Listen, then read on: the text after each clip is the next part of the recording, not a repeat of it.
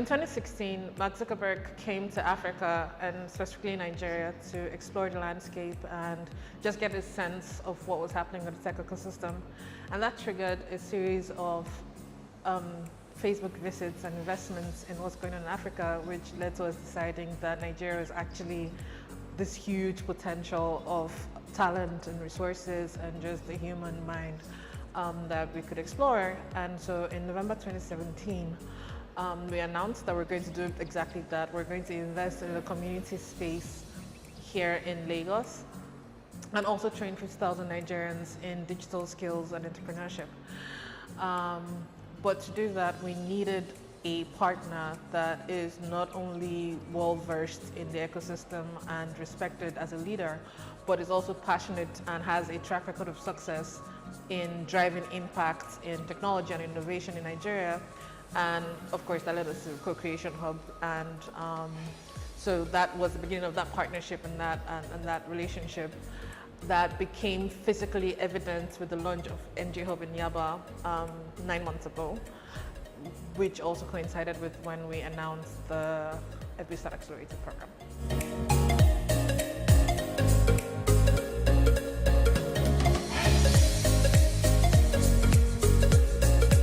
The FBStart Accelerator program is essentially a brainchild between Facebook and Co-Creation Hub to empower young people or just Nigerians that are creating amazing solutions using deep tech. And by deep tech, we mean artificial intelligence, Internet of Things, data science, virtual reality, to solve very locally relevant problems that can also be exported globally. So we had this dream. Now we had the resources, we had the physical space, but we needed the actual people building these things. So we put out a call for application on May 22nd, 2018, and the reception was mind-blowing. We had over 500 applications coming in no time at all. And that whole journey from interviewing the shortlisted candidates to picking the 15 teams that we then worked with for the past 6 months is what has essentially led us to today, where we have 15 solutions that we're super proud of and we think are on a good path to changing technology in Nigeria as we know it.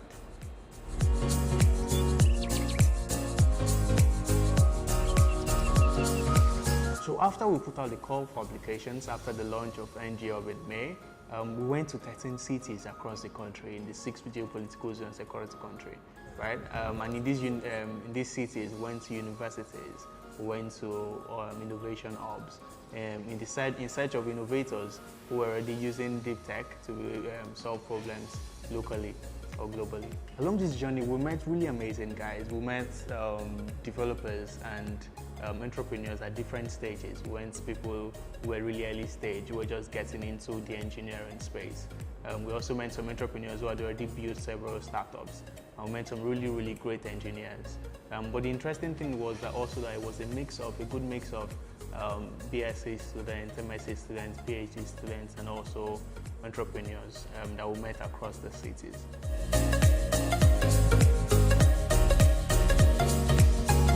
Every single new city that we went into gave us extremely new experiences.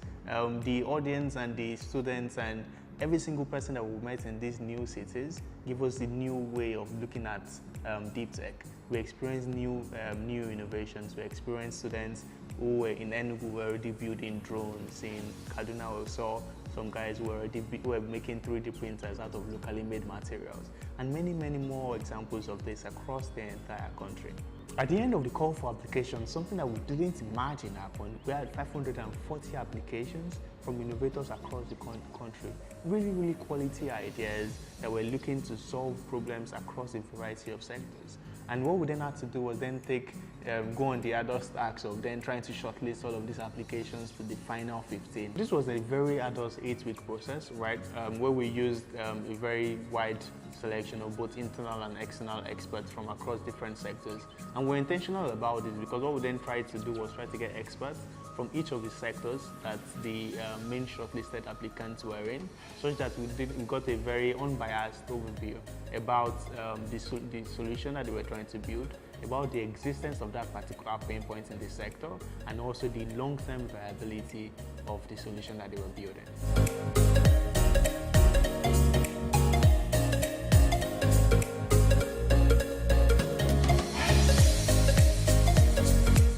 15 teams selected. 10 of them were student teams, 6 BSc, 4 postgrads, MSc, and then 5 startup teams. The student teams were mostly in their research and prototype phase, while the startup teams were in their advanced product market fit stage. So they were looking to gain more customers. So the journey for them started late August.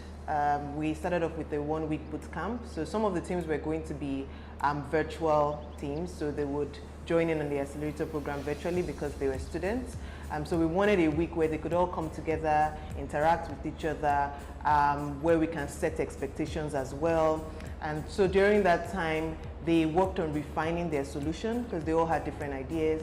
They met with customers as well. We paired them up with technical experts, industry experts, just sort of finding out if this is the right solution for the market, speaking to people who have worked in that industry as well. Same thing with the startup teams. And at the end of that, we then had some kind of showcase day where they were speaking to a few corporate organizations with some sort of public event. And they were just going to talk about what they would spend the next 6 months building. That this is the solution after speaking to so many customers and industry experts, and this is what they will spend the next 6 months building, and inviting the attendees to also join them on that journey in terms of testing the solutions when they are done, or going through that phase with them as well. I'm pretty excited. I think that they've worked really hard for where they are right now, especially the student teams. It's really eye-opening how far the student teams have come, and also how the solutions have changed. So for those that were there in that initial showcase day after the boot camp, and for those that have seen them now, they can really testify to how far they've come in terms of how the solution has changed, how it meets users' needs better than what they came into the program with. First of all, there are not many programs that even include students or people with research ideas. So this bit was very important for us. Even going through all the universities, going on that tour, we could really see that conversations needed to be had around deep technology, around helping the students bring out their research ideas and actually making it into a product. Also, there wasn't much conversation around building deep tech solutions or the support for that. So even for the startup teams, this was also a big deal. To get Facebook mentors as well into the program was also very important for them.